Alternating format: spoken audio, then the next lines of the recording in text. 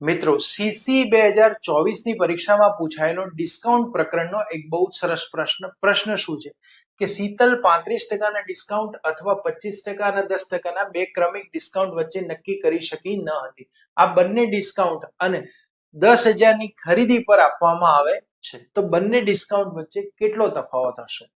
તો શીતલ જો 100 રૂપિયાની કોઈ વસ્તુ ખરીદે અને એને 35% ડિસ્કાઉન્ટ મળે તો વસ્તુ એને 65 રૂપિયામાં મળશે. પણ જો 25% પ્લસ 10% ડિસ્કાઉન્ટ લે તો 100 રૂપિયા ઉપર પહેલા 25% ડિસ્કાઉન્ટ લઈ લે, 75 માં પણ એની ઉપર ફરીથી 10% ડિસ્કાઉન્ટ, એટલે કે 75 ના 10% 7.5 થાય.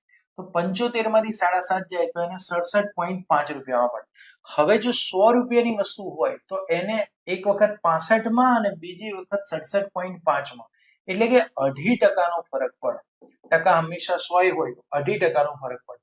હવે અહીંયા વસ્તુ જે છે એ 10,000 રૂપિયાની છે, શીતલની ખરીદી 10,000 ની છે, તો એના આપણે 2.5% શોધીએ તો કેટલા થશે?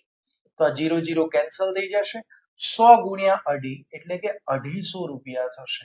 તો આ બંને ડિસ્કાઉન્ટમાં 250 રૂપિયાનો ફરક પડશે, જે ઓપ્શન સી ની અંદર આપેલું છે. મિત્રો જો તમે આવનારી સીસી, પીએસઆઈ કે કોન્સ્ટેબલની પરીક્ષાની તૈયારી કરી રહ્યા છો તો હું આપની માટે લઈને આવી રહ્યો છું ગણિત અને રીઝનિંગની સંપૂર્ણ ફ્રી બેચ. આ ફ્રી લાઈવ બેચ તમને યુટ્યુબ ચેનલની અંદર જોવા મળશે અને આ બેચમાં જોડાવા માટે આજે જ સબસ્ક્રાઇબ કરો શૈલેષ પટેલ ઇન્સ્ટિટ્યૂટ યુટ્યુબ ચેનલને. આભાર.